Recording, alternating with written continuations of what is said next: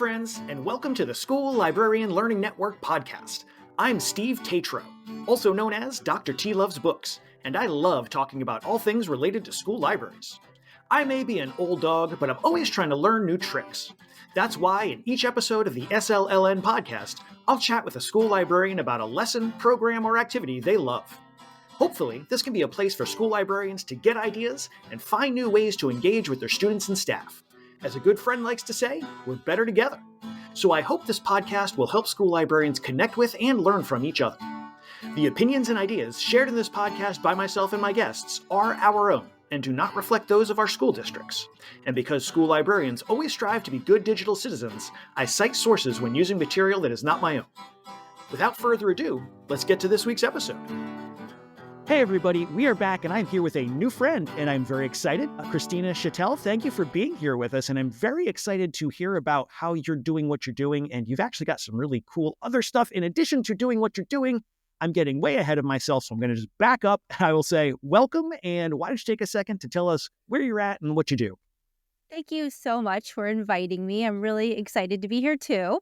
So my name is Christina Chatel. I am the media specialist at Boland Park and Smith Middle Schools in Troy, Michigan. We're just up I-75 from Detroit. I am in my, 12th year as a media specialist. And for 10 years prior to that, I taught high school English and yearbook, of all things.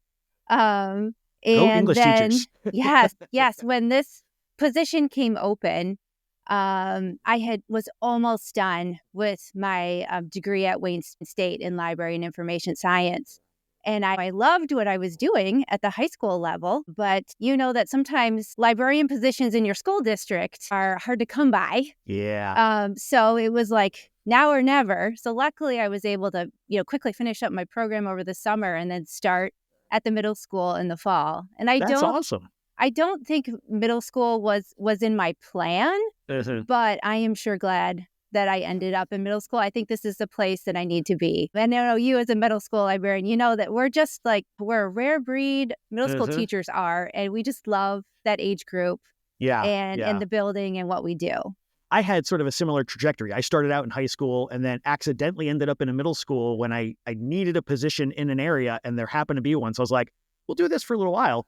And just fell in love with being in the middle school. Just those kids, you never know what you're going to get every day. The same kid can come in and it can be a completely different human being inside of that body. So they're a lot of fun. And we get to be the fun ones, right? Yes. We get to rile them up and then send them back to the classroom. And we don't have to grade papers or anything. I mean, compared to what I was doing before, I come home and read, which I love. That's the extra work. Absolutely. Yeah, no, it's the best. It's absolutely the best. So we're here to talk about the Troyberries that you do at your school. And so I was looking at some of the information you shared here, and I'm kind of curious because you said you've been working in the middle school for about 12 years. This program looks like it's been going on for quite a while with some adjustments here and there. So I'm kind of curious, do you have any background you can share about sort of where this came from or sort of how you took it over when it was handed to you? Sure. So back in 2000, we had 4 media specialists in the school district, so one for each school. Nice. And they decided that they wanted a reading program where the kids are choosing, not the adults. The kids are choosing the award winner. And so they called it they called it Troybery, as you could tell. It's related to the Newbery program. But again, kids are the ones who are making the choices. So they started off with just 10 books every year and had the kids read them and vote on them. And then they had this wonderful live ceremony at the board office where they would announce the winners. So lucky 30 students from every school would be bussed in. All of the local dignitaries would be there. And then they would broadcast it live in the school district. So everyone back at the buildings could watch it. That's awesome. So it was an amazing, it is an amazing program.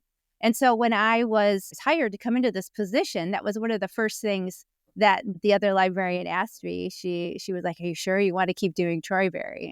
And of course I said yes, not knowing the scale of work that this program entails. And especially since now we're down to 2 media specialists. So there's 2 of us who share 2 buildings, unfortunately, 2 buildings each. So as that other media specialist, Kathy Locke, and I kind of took over the program, we made some changes based on what we saw in terms of student interest and what teachers were looking for. And so we changed. Sorry, I hate to interrupt, that's okay. but I think that's really important to sort of just mention that sometimes we get these legacy programs and everybody's like, well, you have to keep doing the legacy program. And if you make any changes, it's not the same thing. And it's like, but the students change, the school changes, the community changes. So we've got to make some kinds of changes to our programs over time. So I appreciate that you were willing to sort of explore that as maybe we need to think about, are there other ways we can go about this? So sorry to have interrupted, but I know some people kind of, I hate to say saddled, but some people seem like they get saddled with things that they feel like they have to do. So I'm glad you're kind of opening it up to, maybe we don't have to do it exactly that way. And I think we had to live within the system for a few years to understand the system and why they did certain things the way that they did. Absolutely. And then we started questioning that and figuring what we needed to do for our students. So we have a bigger list now so that we can have more options, so that we have something for all different kinds of readers. That was a question I was going to ask, because when you've got 4 schools, and I'm assuming that's your 4 different sets of grade levels, and you've got 10 books, how do you represent all of the students with that selection? So that's interesting. I'm glad that you kind of were thinking about how do we get more of our students engaged and involved with this? And so we're 6 to 8 in our buildings. And yes, the Troybery program is very popular with the 6th graders. And then 7th graders, somewhat still, and then 8th graders, you know how 8th graders are. Yeah. So we've been trying to include some titles that are interesting to 8th graders. But it is hard to find things that are interesting to 8th graders that are also interesting to 6th graders. Yes. And I think our Troybery winner last year really nailed that. It was Ruda Sepetty's I Must Betray You. Oh. And everyone from 6th through 8th grade just loved that book. That's awesome. Those are the types of books that win the program. Yeah. Oh, that totally makes sense. I mean, absolutely. Yeah. Man, so it sounds like there's a lot of, clearly you're putting a lot of thought into how this goes together. With a little bit of background of how it's worked, maybe you can kind of walk us through some of the specifics of how you run the Troyberys as opposed to what it used to be. Sure. We have stopped doing that live ceremony, and that was partly because of COVID, right? We didn't, we couldn't in 2020. And then in 2021, we were afraid to get large groups of people together in one building. So we started doing a pre-recorded video, and we release it on a day in May. And so we have the students really are the ones who are the stars of the video. So they're the ones counting it down. We record 1 kid from each school. So we do, 3rd runner-up, 2nd runner-up, 1st runner-up, Troybery winner. We feature student artwork in the video. We have the video tech classes go and interview kids on their favorite Troybery books. So then now we ask the ELA teachers to show it to their classes all day that day of the release. Versus before, when it was live and broadcast, it was only at one time of the day. And if your teacher didn't tune in, right? And I'm not going to name any names, but if your teacher didn't tune in, you didn't get to see the Troybery ceremony. So we wanted to make sure everyone had access, and now everyone is able to see it. That's awesome. Yes. Do the students do the video production of it, or is that? They create videos for it, and then the other media specialists and I put it all together. Gotcha. If I maybe wasn't a person who wanted to have their hands on everything, maybe I could let the kids do it 1 year. I'm familiar with that stance, believe me. But I feel like we have it down to a science now, and we have our slides, and we know we can slot it in iMovie, and we've figured it out now. How to do it ourselves pretty quickly. That's nice. And that's one of those things, like once you've done it a couple of times, you kind of pick up those skills. But when you're doing something once a year, I imagine it takes a little longer to kind of, oh, that's right, last time we did this, now how do we do that again? And I would say for anyone who wants to take on a program like this, save everything. So we save our emails to Word documents, and just it's so easy to be able to pull up and be like, what was that email we sent to the staff last year about Troybery? Oh, here it is. Change the dates. Go. Right. Or save your letter to the PTO or the PTA, the letter requesting the funds. And that's really how we are able to afford this, because we purchase 5 copies each of 20 to 30 books at each of our middle schools. And then we purchase copies on Sora, where the kids can get ebooks and audiobooks. Oh. So we have funds, since this is a 25-year program, we've established that we will get funds from PTO. Each PTO will give us some money. The Troy Women's Association is always so generous and gives us money. And then we actually have a budget. So the school district budgets for our program. Wow. For us to be able to do this. And so this has happened because of our work over the years in establishing this program. And the community loves it and supports it. The public library loves it and supports it. Oh, I bet. So it really is. It's a big thing when the list is revealed. I mean, it used to be like the kids would stand outside the media center, and it would kind of be like those old commercials where people were like, open, like they were waiting on Black Friday, waiting for the media center to open. That's amazing. Wow. Yeah.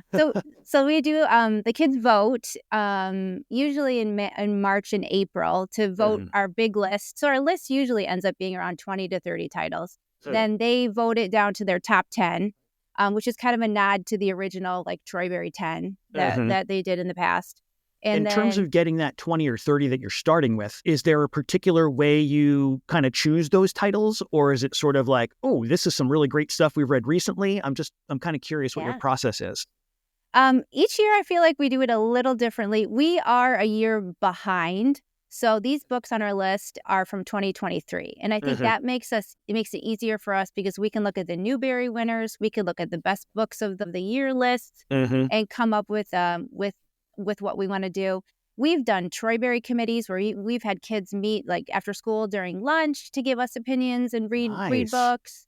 This year, we had kids vote. We just showed them titles of the books, and we sent out a survey to every kid in the district. And we actually got a lot of responses. And they voted out which ones they looked most interesting to them.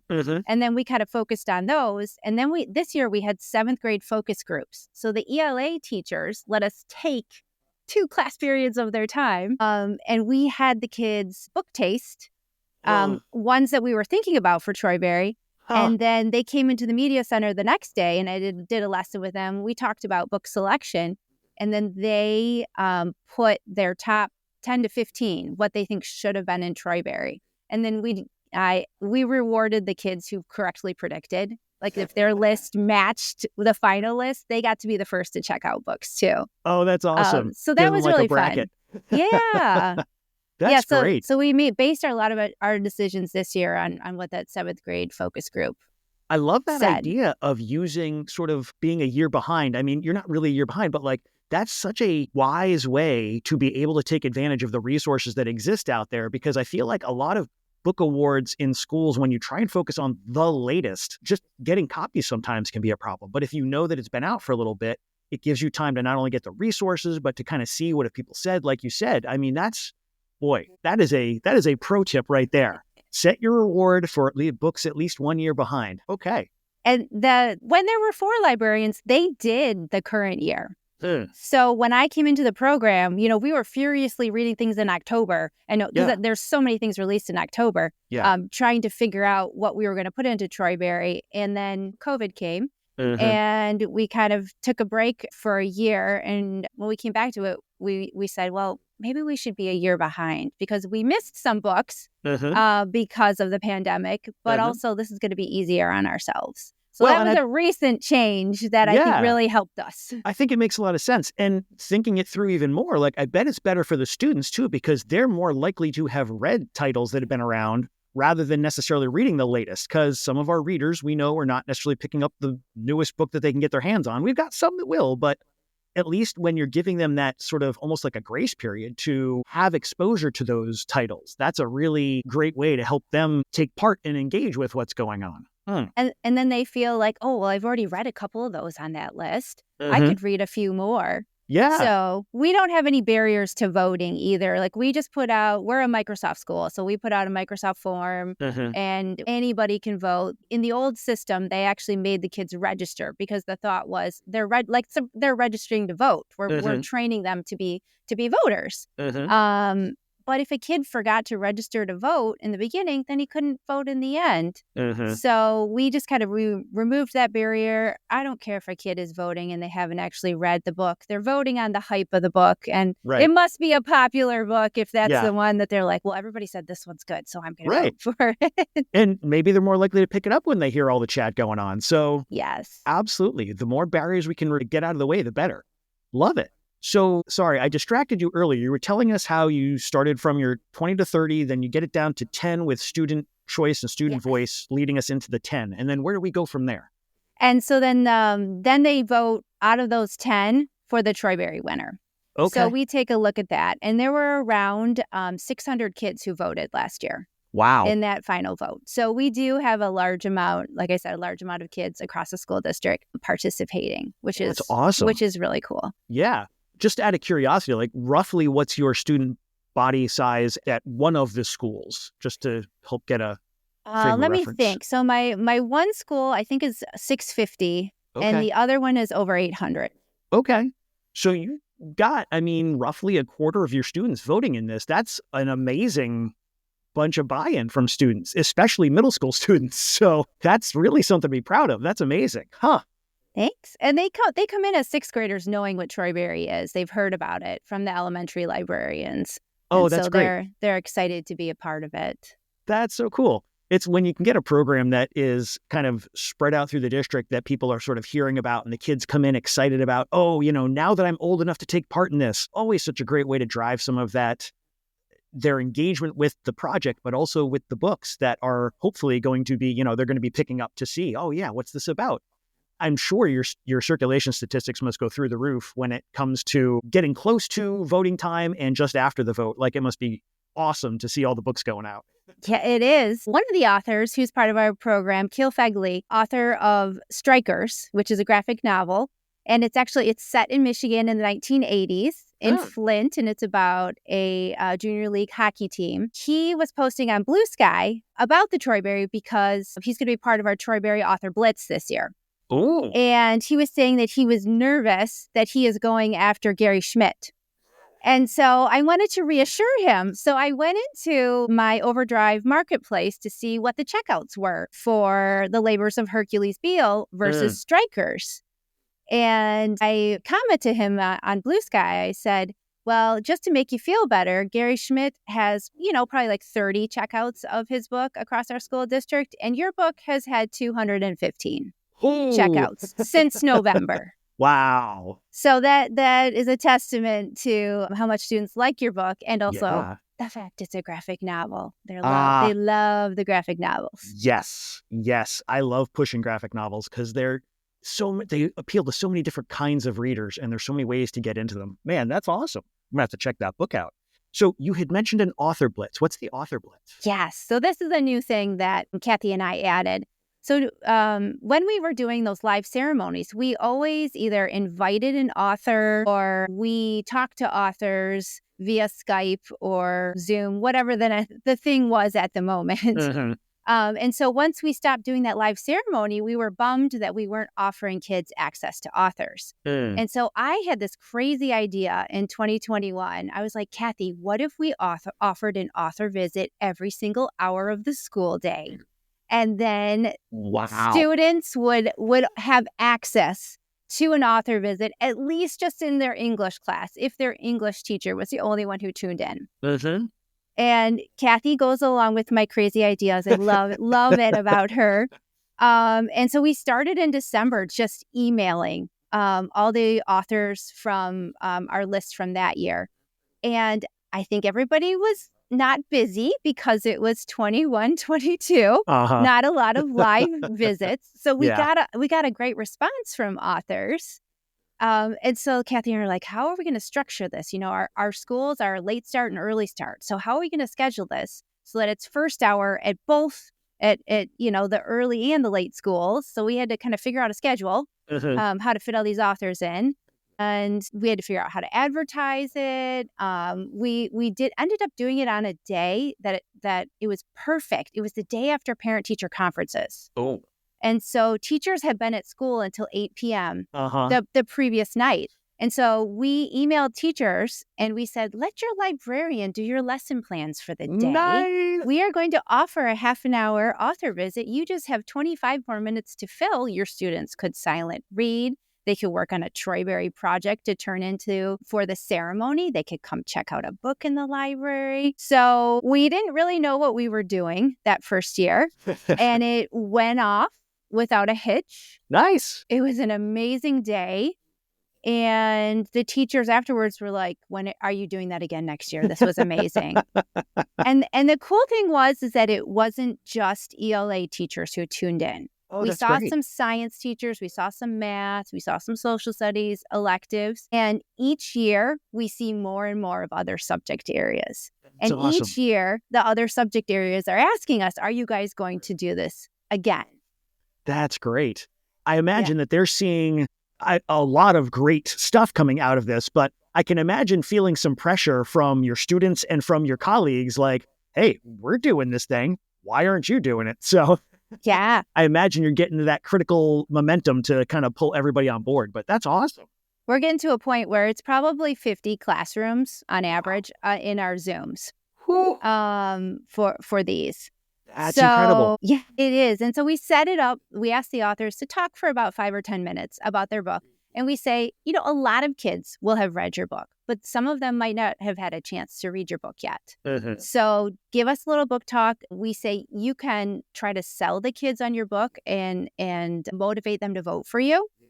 So we had Rebecca E.F. Barone last year, author of Unbreakable, which is a fantastic nonfiction book about code breakers during World War II at Bletchley Park, Enigma machine, all that good stuff. Yeah. And she is actually from Michigan. And so she came up with a list of the top 10 reasons why you should vote for Unbreakable. And she was I would highly recommend if anybody is looking for an author visit, she was an amazing author visit.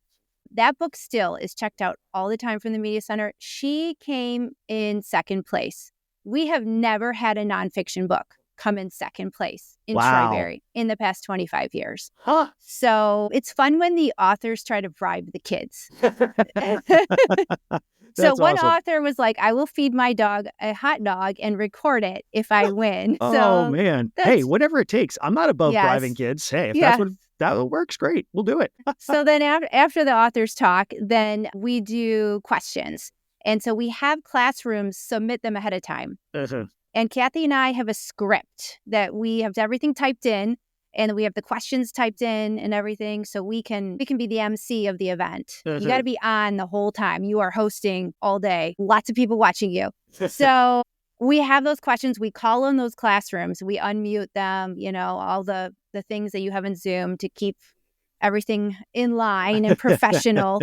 Mm-hmm. And then from there, we learn to use the Q&A function in Zoom. Oh, okay. So any other questions need to come through Q&A, and we will call on classrooms. And then those teachers will unmute, and the kid will be at the screen to ask the question. And so usually we have way more questions than we have time. It just flies right by. There's usually not any dead air. Mm-hmm. We were worried at first because we only had like maybe 3 questions submitted for each author. But like once one classroom asks a question, then there's a barrage of questions from all the other classrooms. Yeah. Yeah. You only need that one person that's going to break the seal on the silence, and then off to the races. Yes. Wow. So that is a really impressive accomplishment. I mean, just doing that Author Blitz alone would be an amazing event, and that you're tying it in with your Troybery Awards. That's so great. Man, I mean, I know lots of people do different book awards, and one of the things I love is even if all I did for the rest of all my episodes was talk to people who did a book award, everybody still has their own twist, their own spin, their own thing that makes it that special something for their school. And we can all learn something from that and kind of build onto it. So my brain is spinning out with all the possibilities here. Holy smokes. Boy, I'm just trying to process it all.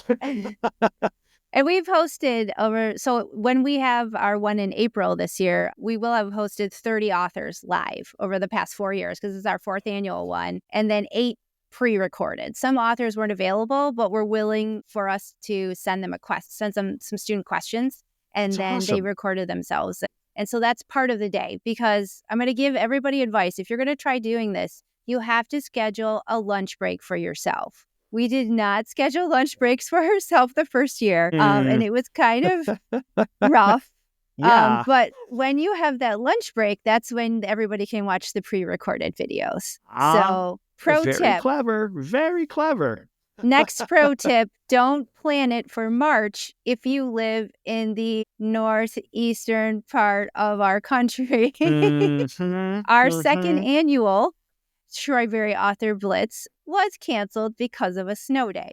Oh, boy. So we knew the snow was coming, and we were able to email the authors ahead of time and be like, we're probably going to have a snow day. We'll let you know at 6 a.m. when they tell us. And we did. So luckily, most of the authors were able to reschedule, but it really kind of ruined the momentum of the event, because we were doing like three author visits one day, and then 3 visits another day, and then 2 visits another. And so we lost the audience interest, I think, that year. Yeah. So we scheduled in April this year. So let's hope we don't have a snow day on April 4th. Fingers crossed that our climate is going to agree with us. It's funny. It's just not something that would have occurred to me. Like, yeah, we need to take that into account when we're bringing people in from outside that are not going to be on the same schedule as us. Like, just because we're going to miss a day, like we're ready to go in the next day and just, okay, we're going to pick up where we left off. But when you're bringing in guests, that's a whole other kettle of fish.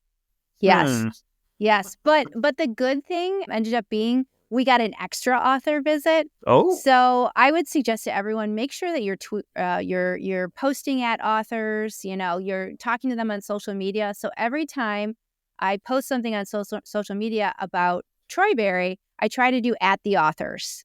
And that's how I've gotten a lot of these author visits, is they've messaged me from this. That's awesome. But Alex London, author of Battle Dragons, City of Thieves, which was part of Troybery 2 years ago, he saw my post about the top 10 for Troybery. And then he started, this was on X, he started tweeting at the other top 10 authors, and they were all like saying stuff at each other. So Megan Freeman, author of Alone, Lisa Phipps, author of Starfish, they were all like talking smack to each other on X about Troybery and who was going to win. That's awesome. It was amazing. But then he actually made a short video for us and posted it on X about why students should vote for him because there's dragons in his book. And then he contacted me. He's like, hey, I want to give you guys a free author visit. And that was one of the most amazing author visits. The kids just loved him. It was awesome. So make sure that you're out there on social media promoting your event, because you might get some connections with authors. Yeah, man. I mean, I sometimes find myself in conversations with authors when I like say something about it. I try to at authors when I write about their books, especially when I love something. I want them to know like somebody out there appreciates what you're doing, and definitely have gotten into those conversations with them. And it's funny because I sometimes forget that authors are people too. Like I think of them as like these celestial beings that send down from on high these great works for us to enjoy, but they sometimes just love to chat and get into stuff. And that's such a great tip. I mean, because I was never a social media person for the longest time until I was kind of forced into it by one of my grad classes. But it's been such an interesting world to get into and make so many connections with authors, but with school librarians and all sorts of other amazing folks. So that's a great tip to up your social media game a little bit and see, you're going to get some responses back from somebody. So might as well get it out there. Man, I have to imagine that your students just find this absolutely fascinating every year. It sounds like they're coming to your school preloaded with like, can't wait to take part in this. So is there any particular kind of feedback that you've gotten lately? I guess you haven't done this year. So from last year, is there anything that stands out as like, oh yeah, these students were really jazzed about a particular thing? I think what stood out last year was our visit with Ruta Cepetis. I think the kids just raved about her and talking to her. So she's another person from Michigan, and we felt such a kinship with her. Sure. She just kept saying stuff to us like, guys, my publisher's not going to want me to tell you this, but I'm going to tell you this anyway. And so that really, I think, inspired Seriously. They, That I feel inside like track. the kids always ask the authors questions about writing, and everything they say is always so inspiring. I sit there and I take notes on what the authors are saying, and I usually try to tweet out something afterwards as a thank you to the author, but also to show what we've learned from the author from these visits. Yeah. But anyway, I think with Rita Sepetys, it was right before they announced the Bletchley Riddle. Oh, And so she gave us like the inside scoop nice. on the Bletchley Riddle before it was officially out there. So I think that was really fun being part of, secret knowledge about what was going on in the publishing industry. Well, so clearly your students love this. Your staff loves this, that they are all jumping on board and you've got all the different subject areas getting into it. Your community loves this because they are continuing to support this. Your administration loves this because they're budgeting for it. I mean, this is clearly a program that has some real strong roots in your school community. That's so wonderful when we can build those kind of projects and transform them and add to them and make them really relevant for our students now as well as in the past. That's really great.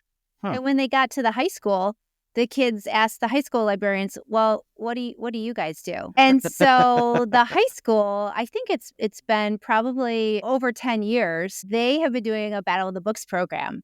Because nice. They felt like the kids were asking, well, what do you guys do? We just did Troybery.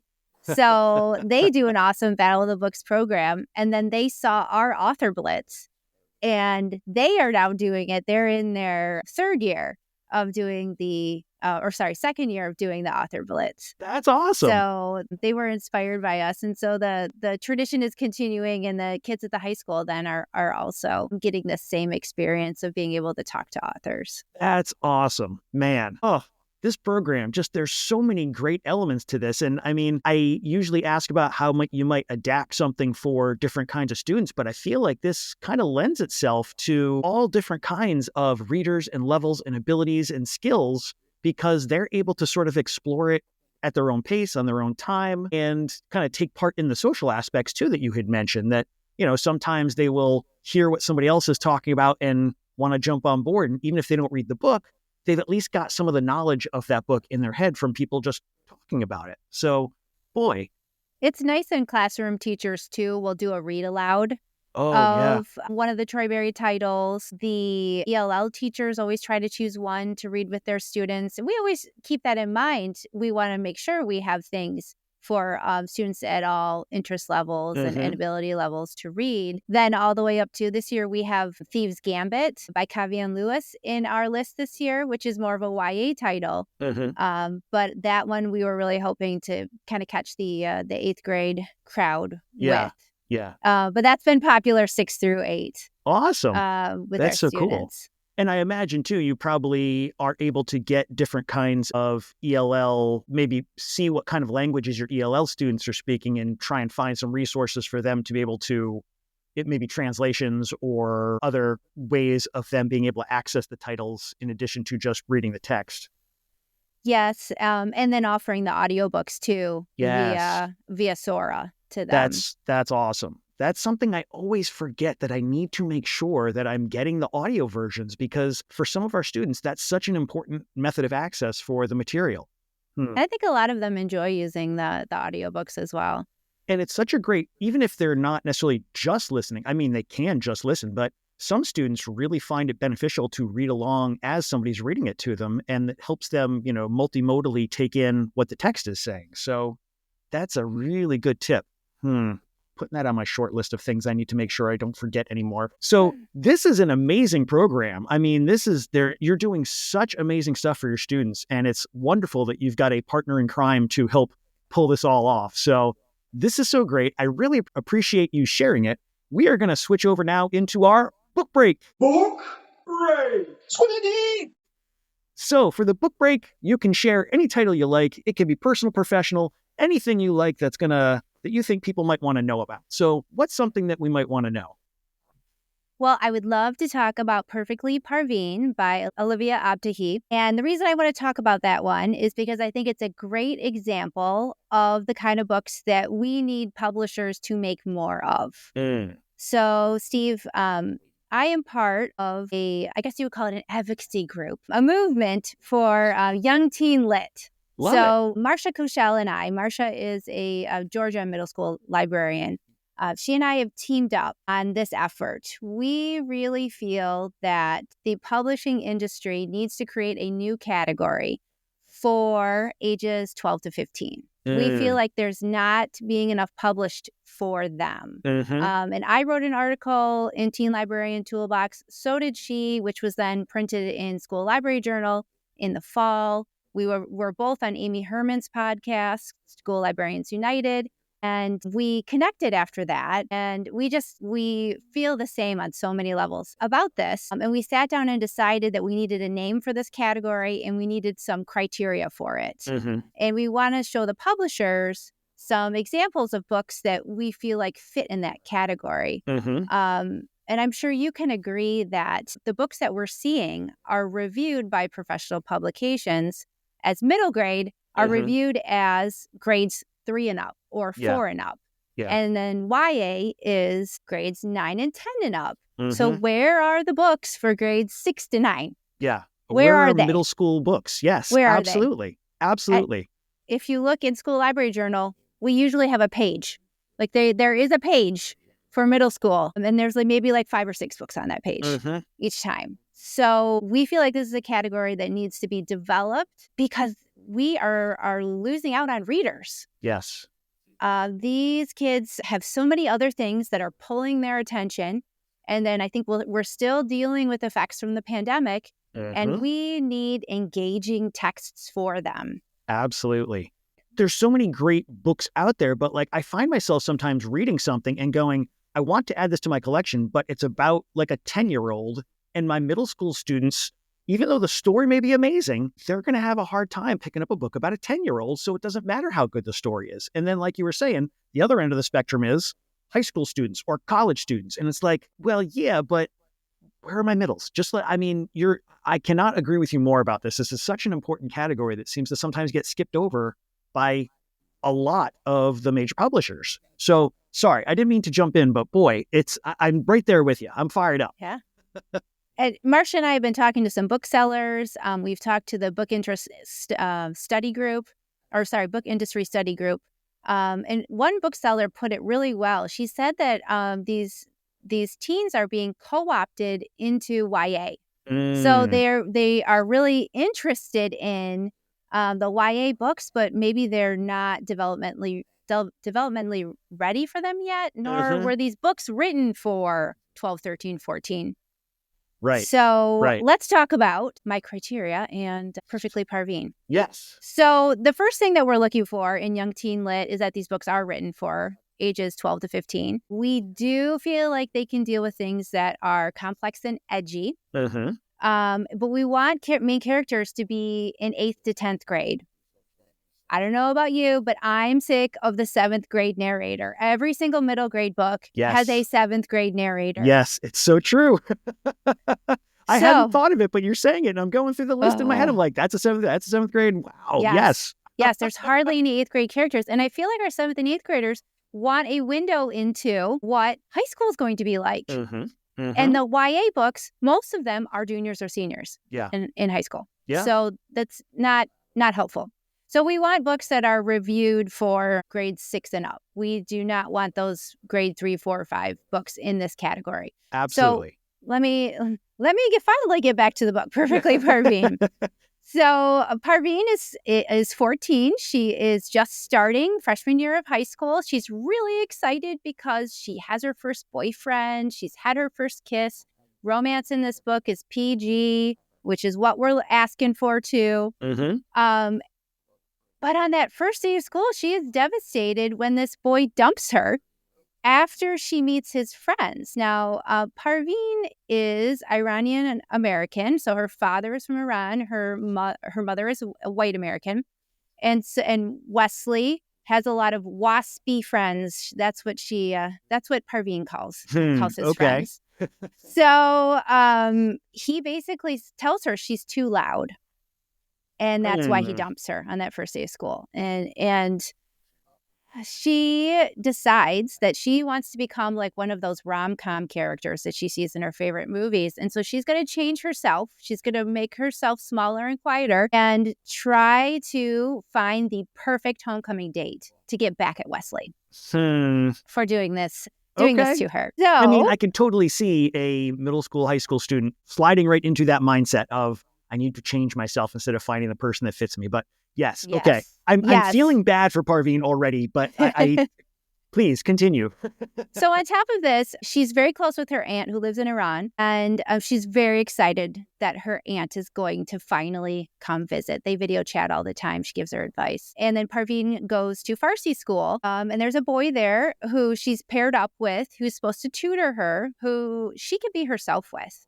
And she looks at him as a friend, but is he interested in a little bit more? She's a little blind to that. So there's some drama later in the book with her aunt coming to visit and being stopped at the airport and being sent back. And so we have that edgy, that thought-provoking issue for the kids in that book too.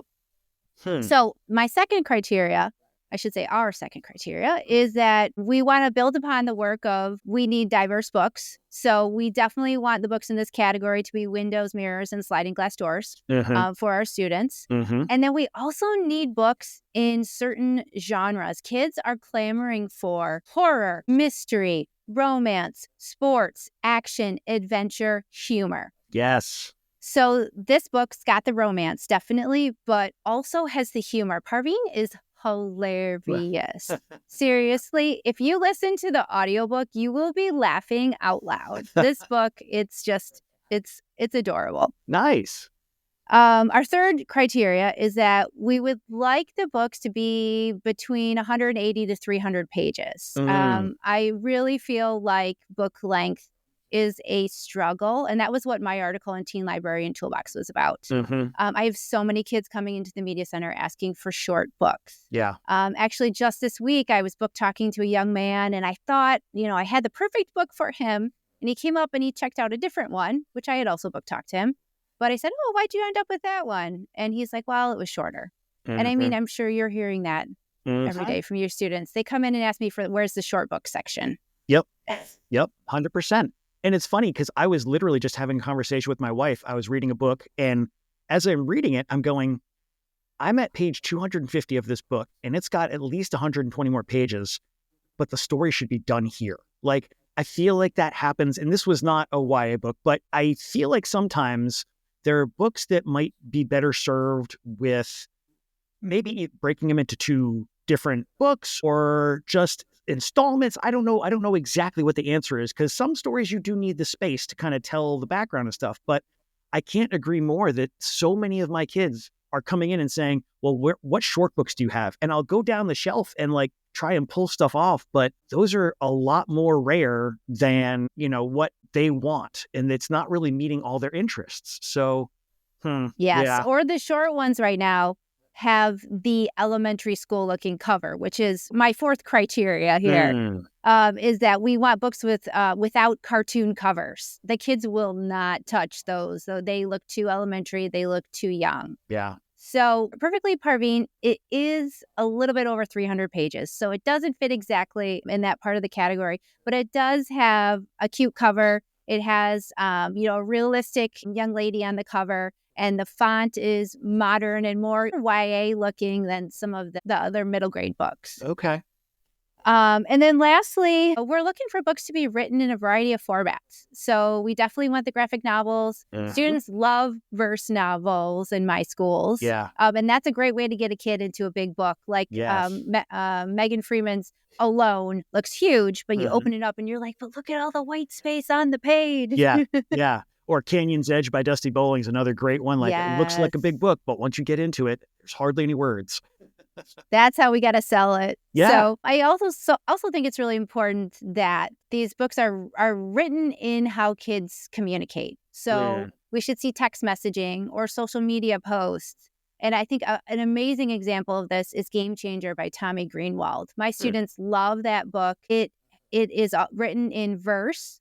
It is written in text message. It is written in social media posts, news articles, interviews. It's multi-genre, so multi-format, I should say. Huh. And so we're looking for things like that. And in Perfectly Parveen, there's no chapters. So it is by day. So it'll say Saturday, and then it'll say 12:30 p.m., Parveen's house. And it's broken up into short sections like that. So that makes it more digestible for kids in that they're only reading a shorter section instead of an entire chapter. Also mixed in are text message conversations, emojis. She has lists. So I think the varied format helps to break it up for them and makes it easier for them to read and digest. Yeah. There's a book by Avi called Nothing But the Truth that it was listed as a documentary novel. And when I try to explain to students what that is, they kind of look at me weird. But that sounds like it fits sort of a format that might be really accessible to the students. And that was written in the 80s, I think. So a lot of it was transcripts of phone conversations. But now it lends itself to text messaging, like you're saying, or social media posts where people are writing back and forth.